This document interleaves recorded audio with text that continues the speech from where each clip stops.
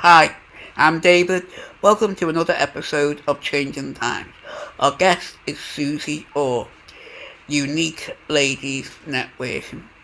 Please enjoy and stay safe. Hi Suzy, how's everything going? Good, thanks. Really good, David. Nice to see you. Yeah, you too. So for everyone that's watching, please tell everyone what is your business, what's your profession, what do you do?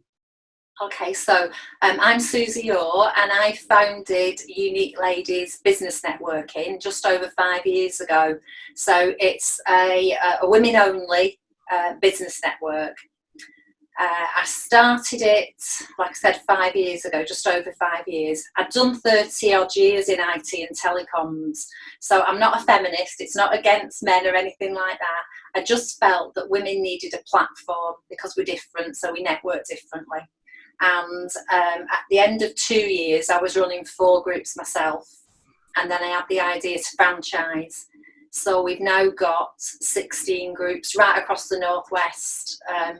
So yeah, we launched our 16th on the 1st of May. During this strange time, we still launched another network, so Unique Ladies Kendall. So we went into Cumbria from the Yeah. 1st of May. So obviously, like as you said, with the strange times, have you been able to adapt? Because I know very much that networking is a face-to-face, build a relationship kind of thing. So have you been able to adapt the networking around like things like Zoom and other Yeah. stuff? Yeah, 100%. So, like I said, my background was IT and telecoms. So I did video conferencing years ago.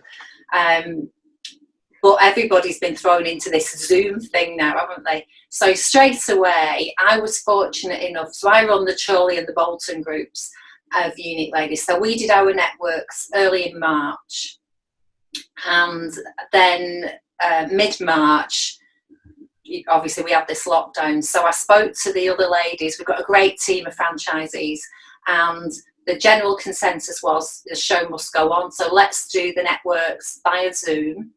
And what we're also doing is we're doing them free of charge. We've always been about supporting women in business, and things are tight at the moment for most people, unless you're selling masks.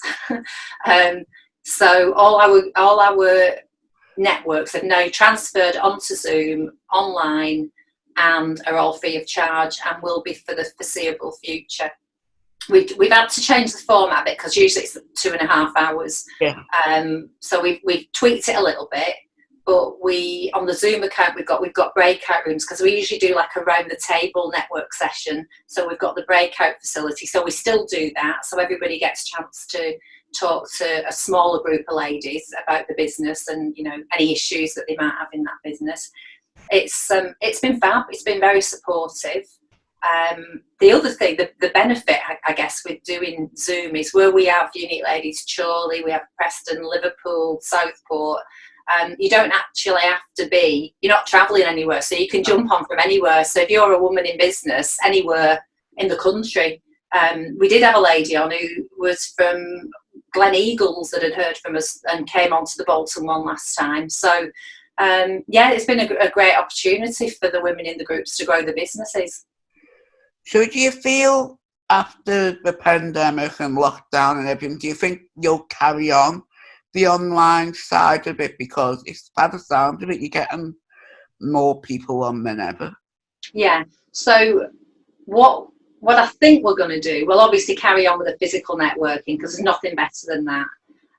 But I think what we'll probably do is do one network a month that's a general one for everybody to come on. So the ladies and we can still do it if we're doing the physical ones, we'll be generating an income for that. So we can then afford to just do one big one where we can invite everybody to come free of charge. So the physical ones, I suppose, will subsidise running a bigger online one. So yeah, I'm happy to do that. My only, and we might end up having to do more than one, because my only thought is networking for me is it's obviously about building relationships, and when you've got more than about 30 faces on a screen, you're not actually connecting. When we do the breakout sessions, we do, but sometimes I think it can be too big. Yeah. And if you are you know, maybe not very forthright, a bit quiet, a bit shy, a bit reserved, whatever, you could get lost on there, and you might end up feeling a bit lost, and that would, you know, it would have a negative effect on you, which is not what we want from the networks. So I've been limiting mine to 40. So maybe that's what we'll do. I say we do a big one, but we'll do one for up to 40 people. Yeah. And again, the other thing, because you're doing it at home, our normal networks are sort of 9 till 11:30 in the morning. We could do one in the evening for people that maybe have got kids. Once the kids have gone to bed, we could jump online. It's just opened lots of avenues. And that's the thing, because people have now had to learn a new way of life and got a total different outlook to their lifestyle and business now. And I think people are starting to adapt to like making things early in the morning because we can. Yeah. People have got the time to now. So with doing the online stuff, has that brought any added benefits to yourself for people that you thought never would have looked at something like that, but are asking you now to support their community? Yeah, interestingly, so I actually offered to any of the ladies who hadn't Zoomed that if they wanted to do like a one-to-one like this, where I could talk to them about how you do it, you know, I offered that out. So a couple of ladies took me up on that, because sometimes people are not comfortable speaking on camera, or even seeing themselves on camera, and it's just a confidence. It's just going outside your comfort zone a little bit. Once you've done, you'll know. Once you've done it once or twice, it's second nature. But I was approached by one of the local companies, Boost Lancashire, who were a bit like Sefton Invest. They're one of the local government-funded bodies, and they approached me and said, you know, we know you can network. Could you do a training course on how to Zoom? So I did. So I ran it for, there were 30 odd Lancashire-based businesses on there. We went through, literally, it was the etiquette of Zoom. And after the event, I actually wrote an article called The Etiquette of Zoom, which I published. It's on LinkedIn. It's been picked up by hundreds of people now. But it was just, for me, common sense things, but things about, you know, sit facing a window to get some good light, have a look what's behind you. You know, if you go off camera, if your kids, because people are at home with kids and animals and all sorts. So if you need to, you know, disappear and deal with something, just mute yourself and take yourself off camera. And it went down really well. And I fed back to them that I thought they'd missed a trick, because although we were training people how to network, they didn't actually network in the session. Yeah. So they then said, would you run a network for us? So we did one about 3 weeks ago. We've got another one running next Tuesday. That's 2 in the afternoon. So that's for all Lancashire-based businesses. And that's, again, another government-funded thing. So, yeah, where I've been focusing on my networks, for somebody to approach me and say, can you facilitate that? And it's been great. It's been a real opportunity for me. So I've enjoyed doing it, and I've enjoyed the knowledge share. Yeah. So have you found it difficult during this time, with obviously your main business being at the moment free? Have you been able to be okay and survive? Yeah, well, fortunately, yes. Not sort of, you know, it's not something I could do for forever and ever. So I'm hoping that, you know, come September we can get back on. The way the model works, the franchisees, I get a percentage from the ticket sales that they do, and they also do like an annual renewal fee. So one of the things I did to help them as well was to I have invoiced them for their annual fee, the ones that are up currently, but I've said that payment's not due till September, to try and give them a bit of breathing space. I think, like everybody else, things are tight, aren't they? You know, but for me, it's been a bit of a reset button. So rather than worry about the income I'm not generating, I'm thinking about what I can do to, you know, longer term, to make it more, not necessarily profitable, but yeah, to make it work better. you want it to be able to sustain itself and to be able to survive. Are you concerned by when we go back to the new normal? Are you concerned in any way of it picking back up where you left it, or people's attitude towards going into a close area and networking with people, where obviously we're being told now keep social distance? Yeah, and I'm a hugger. You know, if I meet anyone, I'm a hugger. So I'm a little bit. We'll all have to. It's just a lifestyle change, isn't it? You know, we're all after going to be a little bit more aware of how we behave with people, and whether or not we network with masks on, you know, tables 2 foot, not 2 foot apart, 2 meters apart. I don't know. I don't know what I'm hoping that this vaccination will be created, Yeah. and you know, but I mean, I go to work so I can travel. I love my holidays and things like that, and I'm sort of concerned about getting on a plane again. And you know, because if I get on a plane and go on a holiday anywhere, I tend to get a cold or something, you know, using the recycled air, whatever they do. You don't know who you're sitting next to. So that's probably the worst worry for me, is about will I be able to travel again? But certainly I'll be travelling in the UK if I can't get overseas. So it might be, you know, beneficial for all those fabulous seaside resorts that are probably suffering now. You know, we all, you know, as long as we can get there, and you know, we follow government guidelines, hopefully then, you know, all the hotels and everywhere will start opening up for all the Brits, and we'll become Great Britain again after this reset button, I hope. I hope it brings back the community spirit that used to be there, and people being helping each other. Yeah, I live in a little cul-de-sac, and the girl next door but one messaged me the other day, and just before VE Day, and said she fancied doing a street party if we do this social distancing.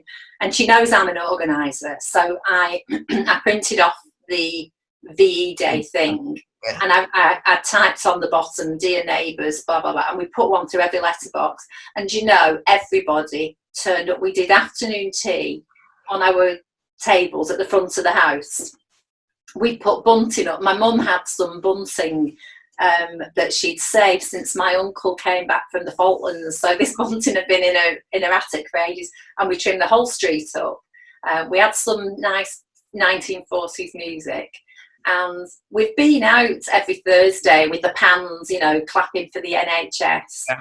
And then again, Claire next door but one had messaged me the other day. She'd seen some footage of a street that we're doing, you know, the ups inside your head thing, but it was Rock the Boat, the Hughes Corporation. So on Thursday night, I think there's about 8 of us so far that have said, right, we'll sit in the middle of the road and we'll do that. So I'll have to get it filmed, but for us, I feel there is a really good sense of community. Yeah. We have an old man who lives opposite us, and since he moved in, when I'm doing anything for dinner, if I'm doing a roast dinner or a stew or something where I've got plenty, I take him something over.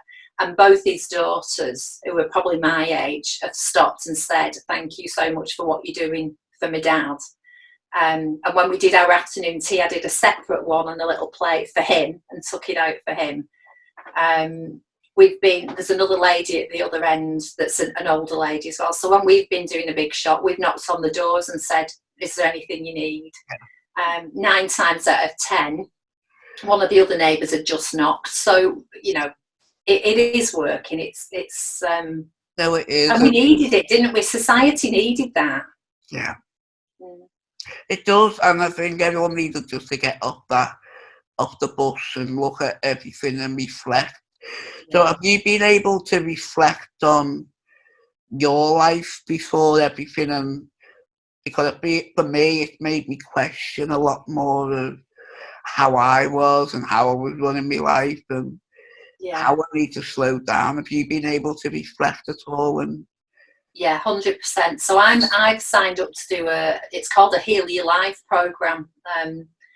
that someone who I know through our network was running. So I signed up to do that. There's just 4 ladies on there, and it's going through a whole series of different topics, deservability and love and all sorts of stuff. But it's about having gratitude, I guess, at the end of the day.